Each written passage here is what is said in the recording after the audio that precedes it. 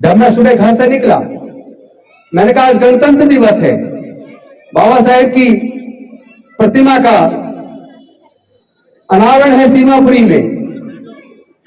एक अच्छा अवसर है कि आज ही के दिन डॉक्टर बाबा साहेब अम्बेडकर जी का बना हुआ संविधान, जिसने तमाम जाति धर्म के लोगों को सबको संविधान की नजर से समान कर दिया, इतना अच्छा अवसर है, आज उनकी मूर्ति का अनावरण है। लेकिन मुझे आपके साथ ये शेयर करते हुए थोड़ा दुख भी हो रहा है कि घर से लेकर यहां तक आने के बीच, पहले हर साल जब हम निकलते थे गणतंत्र दिवस मनाने के लिए, तो देश में चारों तरफ तिरंगा नजर आता था। आज देश के अंदर तिरंगा नजर नहीं आ रहा है।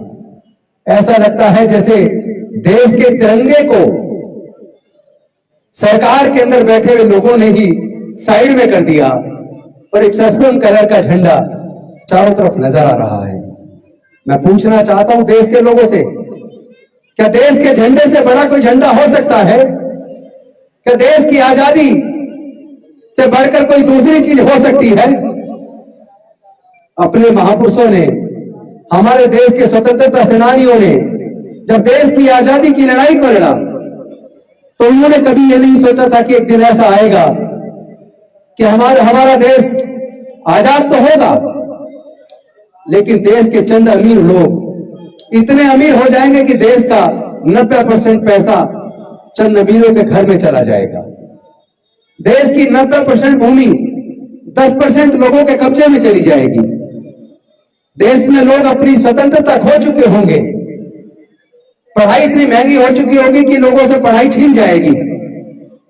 सरकारी संस्थान प्राइवेटाइज हो जाएंगे, लोगों की नौकरियां खत्म हो जाएंगी, देश में ठेकेदारी प्रथा आ जाएगी, गरीबी बढ़ती चली जाएगी, कुपोषण बढ़ता चला जाएगा, महंगाई बढ़ती चली जाएगी और चंद अमीर लोग पूरे देश को लूट के खा जाएंगे। देश के स्वतंत्रता सेनानियों ने ऐसा नहीं सोचा था, लेकिन आज बड़े दुख के साथ मैं आपको शेयर कर रहा हूं कि देश की आजादी खतरे में होने का दूसरा कारण देश का ईवीएम है। ईवीएम के द्वारा चुनाव होता है। टेक्निकल एक्सपर्ट कमेटी जो ईवीएम का सॉफ्टवेयर डिजाइन करती है, बनाती है, सॉफ्टवेयर बनाती है, इस बात की पूरी संभावना है कि सॉफ्टवेयर में वो ऐसी चीजें डाल देते हैं, क्योंकि ईवीएम मशीन के अंदर टाइमर है, टाइम और डेट सेट करने का सिस्टम है, उसमें क्लॉक लगा हुआ है। अगर वो क्लॉक ना हो तो ईवीएम मशीन में गड़बड़ी संभव नहीं है, लेकिन चूंकि उसके अंदर क्लॉक लगा हुआ है, डेट और टाइम फिक्स की जा सकती है। अगर वो टेक्निकल एक्सपर्ट कमेटी बेईमान हो जाए, उसको खरीद लिया जाए या उसको डरा दिया जाए, उसको प्रभावित कर दिया जाए, तो वो इस तरह का सॉफ्टवेयर डेवलप कर सकते हैं और वो कर चुके हैं।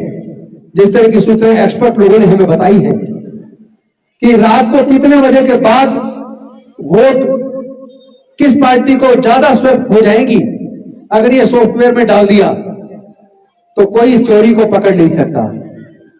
क्योंकि जब वो मॉक पोल होता है, मॉक पोल में जितना वोट जिसको डालेंगे वही दिखाई देगा, क्योंकि वो टाइमर सेट है। जब चुनाव शुरू होगा उसके बाद कितने बजे से कितने बजे के बीच आपका वोट स्वैप होगा, अगर ये टाइमर के साथ फिक्स कर दिया तो जब तक वो टाइम नहीं होता उससे पहले सब कुछ ठीक रहेगा।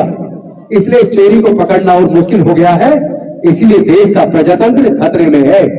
इसीलिए सत्ताधारी पार्टी इतने कॉन्फिडेंस के साथ कहती है, पिछली बार उन्होंने कहा आपकी बार 300 पार, और अब वही लोग कह रहे हैं इस बार 400 पार। इतना कॉन्फिडेंस उनमें आता कहां से है?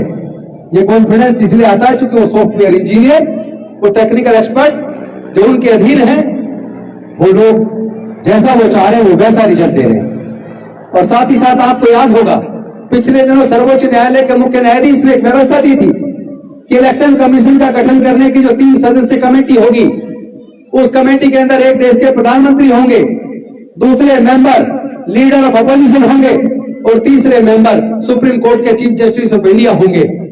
लेकिन देश के प्रधानमंत्री जी ने और केंद्र की सरकार ने मिलकर उस व्यवस्था को बदल दिया, संसद में एक नया कानून लाकर, और आज उन 3 सदस्य कमेटी में एक देश के प्रधानमंत्री के साथ एक देश के कानून मंत्री होंगे, यानी 2 प्रतिनिधि केंद्र सरकार के होंगे और 1 प्रतिनिधि विपक्ष के नेता होंगे।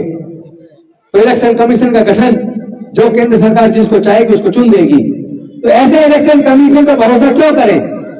और जिन देशों ने ईवीएम मशीन बनाई है वो विकसित देश ईवीएम पर भरोसा नहीं करते, वो देश बैलेट पेपर से चुनाव कराते हैं। तो आखिर इलेक्शन कमीशन इतना जिद्दी क्यों हो गया है? वो इतनी जिद पे क्यों अड़ा है कि ईवीएम से ही चुनाव कराएगा? जब देश के 95% लोग, अभी एक सर्वे हुआ है उसमें देश के 95% लोगों ने कहा है कि हमें ईवीएम से चुनाव नहीं चाहिए, हमें बैलेट पेपर से चुनाव चाहिए। तो आखिर इलेक्शन कमीशन ऑफ इंडिया देश के लोगों की बात को क्यों नहीं मान रहा है? मैं समझता हूं इसीलिए देश की आजादी खतरे में आ गई है। देश का पूरा पैसा चंद पूंजीपति घरानों के घर जा रहा है। तो आज मैं इस अवसर पर एक तरफ आपको रिपब्लिक डे पर शुभकामनाएं भी दे रहा हूं, साथ ही साथ आपसे एक आह्वान भी कर रहा हूं कि देश को प्रजातंत्र को बचाने की जिम्मेदारी वो सरकारें नहीं निभाएंगी जो सरकारें हमारे देश के प्रजातंत्र को खत्म कर रही है, संविधान को खत्म कर रही है। इसीलिए देश के प्रजातंत्र को बचाने की जिम्मेदारी, देश के संविधान को बचाने की जिम्मेदारी भारत के एक एक लोगों को खुद लेनी होगी। हमें जिम्मेदारी खुद अपने हाथों में लेनी होगी। हमें सरकार पर भरोसा करने की बजाय खुद उठकर अपने देश के संविधान को, प्रजातंत्र को बचाने के लिए सड़क पर उतरना होगा। इसलिए हमने आह्वान किया है कि हम लोग ईवीएम से चुनाव नहीं होने देंगे, हमें बैलेट पेपर से चुनाव वापस चाहिए। हम किसी भी सूरत में देश की स्वतंत्रता को खतरे में नहीं डालने देंगे। हम देश के लोकतंत्र को बचाएंगे, हम देश के संविधान को नहीं बदलने देंगे और हम देश के अंदर सैकड़ों के झंडे की बजाय तिरंगे झंडे को वापस एक एक घर तक पहुंचाएंगे। ये हमारा संकल्प है। हम किसी भी सूरत में भारत की आजादी को खतरे में डालते हुए नहीं देख सकते। हम किसी भी सूरत में उस सपने को खत्म होते नहीं दे सकते जिस सपने को डॉक्टर बाबा साहब अम्बेडकर जी ने और हमारे स्वतंत्रता सेनानियों ने और हमारे संविधान निर्माताओं ने देखा था। इसलिए हम सब, हमारी और आपकी सबकी जिम्मेदारी है कि हम सब मिलकर देश की आजादी को भी बचाएं, देश की स्वतंत्रता को भी बचाएं, देश के संविधान को भी बचाएं और लोगों के मौलिक अधिकारों को भी बचाएं। क्योंकि आज तो देश के लोगों का मौलिक अधिकार खत्म हो रहा है, लोगों के बोलने की आजादी खत्म हो रही है, बोलने मात्र पर लोगों को जेल में डाल दिया जाता है। लेकिन हम ना डरेंगे, ना झुकेंगे, ना बिकेंगे। हम देश की आजादी और देश के लोकतंत्र को बचाने के लिए अगर अपने प्राणों की कुर्बानी भी देनी पड़े तो हम देंगे।